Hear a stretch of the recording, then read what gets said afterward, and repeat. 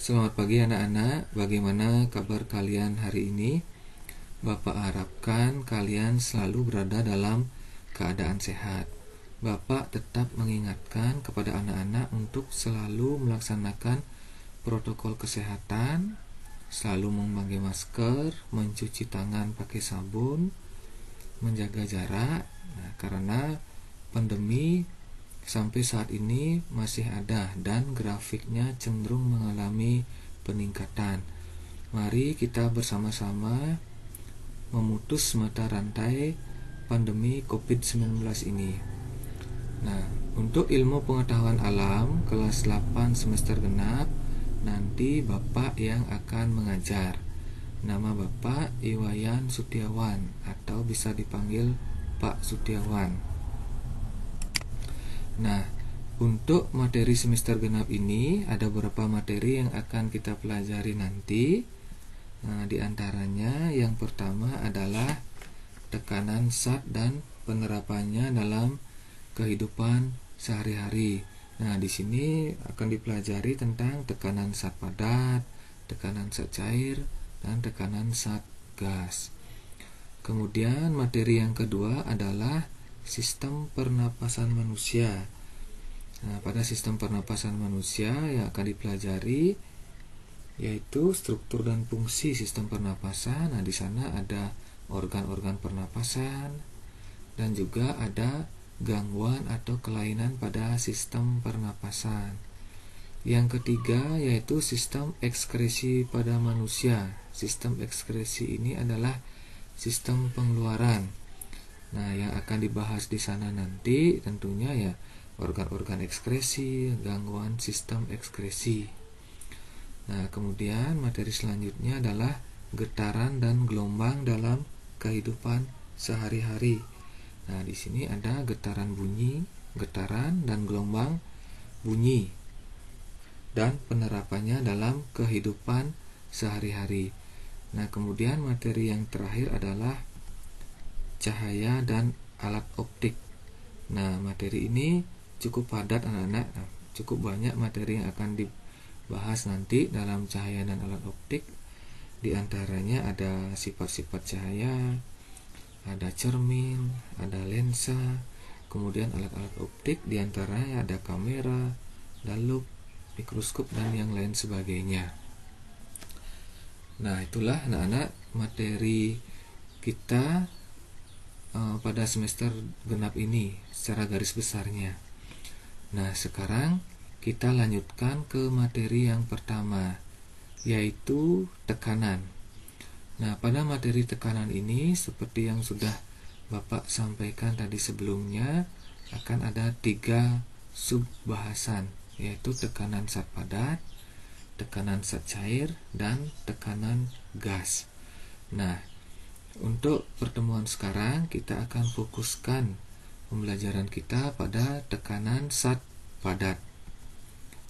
Nah, mari kita simak bersama-sama tekanan zat padat. Nah, untuk lebih memahami konsep tekanan zat padat, Bapak akan memberikan ilustrasi berikut ini. Silakan disimak dengan baik. Nah, pernahkah kalian berjalan-jalan ke sawah? Pak yakin semuanya pasti pernah ya. Nah, jika kalian berjalan-jalan ke sawah, sepatu mana yang kalian pilih? Nah, di sini Bapak akan berikan 2 pilihan. Nah, ini yang pertama dan yang kedua. Nah, yang pertama ini adalah sepatu boot. Nah, yang kedua adalah sepatu hak tinggi. Pak yakin kalian pasti sudah kenal kedua sepatu ini. Nah, tentunya yang kalian pilih yang pertama atau sepatu boot yang kalian pilih. Nah, jika anak-anak memilih sepatu yang pertama, nah di sini luas permukaannya adalah besar. Nah, bisa anak-anak perhatikan luas permukaannya ini kan lebar ini. Nah, tentunya akan memudahkan kita untuk berjalan di sawah karena kaki kita tidak tenggelam. Nah, itu artinya adalah tekanan yang dihasilkan adalah kecil. Nah, tekanannya kecil. Nah, seandainya anak-anak memilih sepatu yang kedua, sepatu hak tinggi, nah lihat. Nah, di sini luas permukaannya, nah ini luas permukaannya adalah kecil, sehingga kalian akan sulit berjalan di sawah karena kaki kalian akan tenggelam. Nah, itu artinya bahwa tekanan yang dihasilkan adalah besar.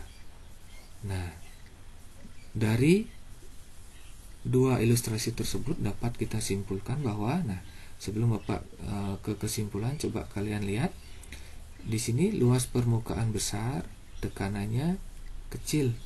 Yang kedua, luas permukaan kecil, tekanannya besar. Nah, sehingga kesimpulannya adalah faktor yang mempengaruhi tekanan di sini adalah luas permukaan. Faktor pertama yang mempengaruhi tekanan adalah luas permukaan. Nah, tekanan berbanding terbalik dengan luas permukaan. Itu artinya jika luas permukaannya besar, maka tekanannya kecil. Atau sebaliknya, jika luas permukaannya kecil, tekanannya adalah besar. Nah, itulah ilustrasi yang pertama atau faktor yang pertama.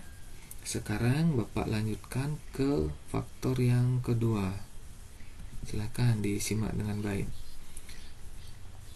Nah, jika kalian memukul paku dengan gaya yang berbeda, apakah yang akan terjadi? Nah, perhatikan gambarnya. Bapak akan berikan dua buah gambar. Nah, pada kedua gambar ini kita menggunakan paku yang sama, palu juga yang sama, ukurannya sama. Yang membedakan adalah besar gayanya atau F-nya. Yang pertama adalah F-nya 100, yang kedua gayanya atau F-nya 50. Tentunya yang pertama gayanya lebih besar, yang kedua gayanya lebih kecil. Nah, apa yang terjadi? Nah, kita perhatikan. Nah, ketika dipukul dengan gaya yang lebih besar, maka paku menancapnya lebih dalam. Itu artinya bahwa tekanan yang dihasilkan adalah besar. Ketika gayanya besar, tekanannya besar. Nah, sekarang ketika dipukul dengan gaya yang kecil, maka paku menancapnya lebih dangkal atau tidak terlalu dalam.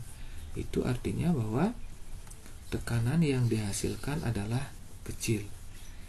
Nah, dapat kita simpulkan bahwa faktor kedua yang mempengaruhi tekanan adalah besar gaya atau F, di mana tekanan berbanding lurus atau sebanding dengan besar gaya.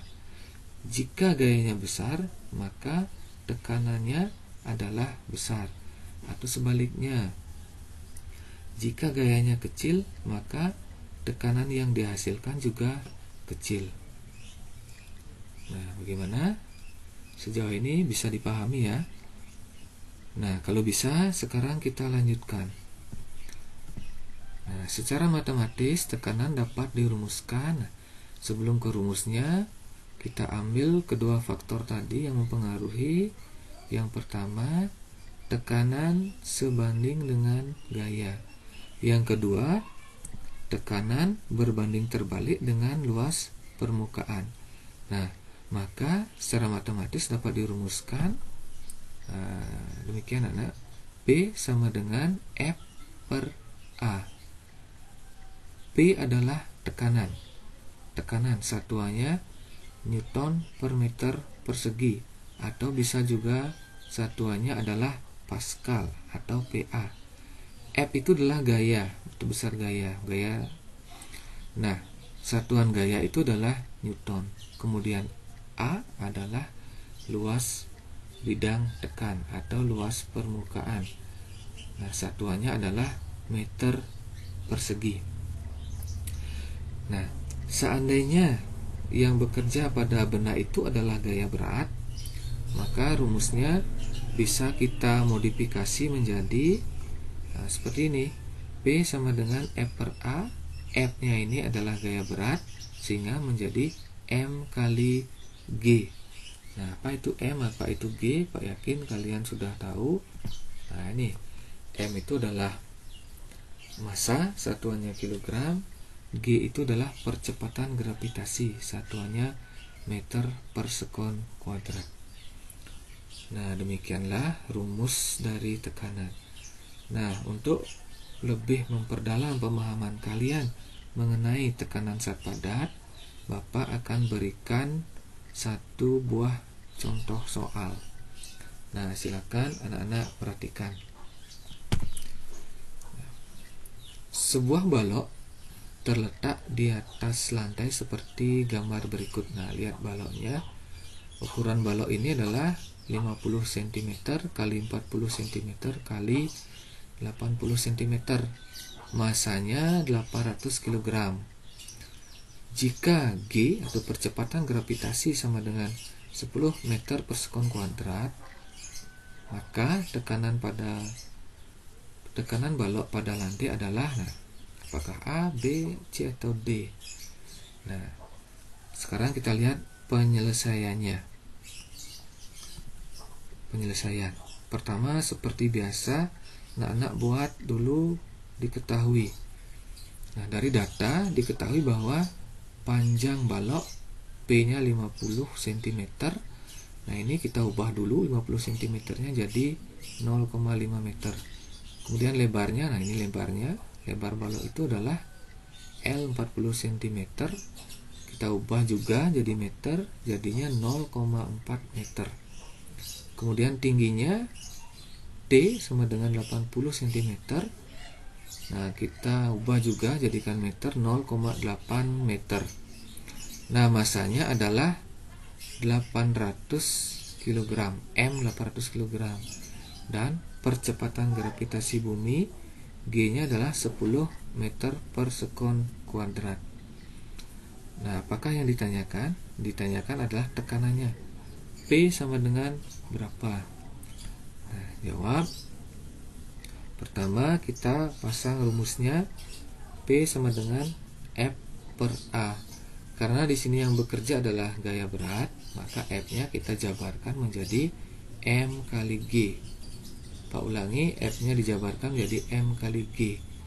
Sementara A-nya adalah luas permukaan atau luas bidang tekan. Nah, inilah luas bidang tekan, yaitu bidang balok yang bersentuhan dengan lantai, yaitu panjang kali lebar. Ya, hanya panjang kali lebar saja, tingginya berarti tidak ikut. Nah, sekarang kita masukkan nilai-nilainya. Jadi P sama dengan M kali G per P kali L. Nah, masukkan nilainya. M-nya 800 kali 10 per 0,5 kali 0,4. P sama dengan 8000 per 0,2. Nah, hasilnya adalah P atau tekanan itu sama dengan 40.000 Newton per meter persegi. Nah, demikianlah yang bisa Bapak jelaskan mengenai tekanan zat padat beserta contoh soalnya. Nah, untuk lebih memperdalam pemahaman kalian, nanti Bapak akan berikan latihan soal melalui LKPD yang Bapak berikan. Nah, di sana sudah ada petunjuknya. Silahkan nanti anak-anak kerjakan sesuai dengan petunjuk dan nanti dikumpulkan melalui Google Classroom. Nah, untuk pertemuan kali ini ya Pak anggap sudah berakhir. Nah, sekian dan terima kasih.